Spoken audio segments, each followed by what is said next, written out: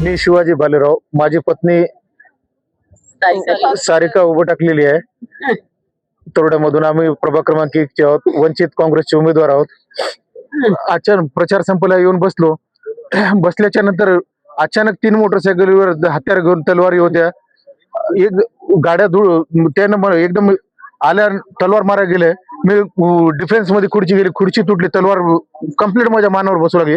पडून मी असं खुर्ची आडवी केली. मग नंतर काही जण पळत आले, मला वाचवलं.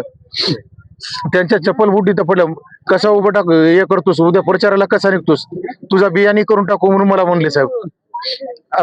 सीसीटीव्ही फुटेज मध्ये तलवारी दिसायला, त्यांच्या सर्व दिसायले. कसं तू उद्या मतदान करतो निघतोस बाहेर, लय भाषणे ठोकायला हे करतोस म्हणून तुझा करता कांड म्हणून म्हणले. कृपया मला प्रशासनावर, पोलीस प्रशासनावर पूर्ण भरोसा आहे.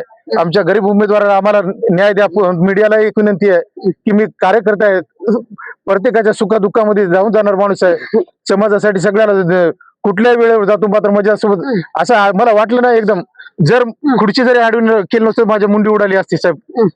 काय व्यक्तिगत कारण आहे? काही नाही, शंका आहे तुम्हाला? कोणावर काय शंका म्हणावं साहेब? की अशा प्रकारचं जर राजकारण आणि अशा प्रकारचं वरती काही लोकांमध्ये असेल तर मग ह्याचा सर्वप्रथम मी निषेध करतो आणि निश्चितच याच्यावर लवकरात लवकर कडी कारवाई झाली पाहिजे आणि या कुटुंबाला संरक्षणही मतदानापर्यंत मिळालं पाहिजे अशी मी मागणी करतो. नांदेडमध्ये मोठ्या प्रमाणात गुन्हेगारी वृत्तीचे लोक झालेले आहेत, त्यामुळे क्राईम वाढत आहे असं वाटतं.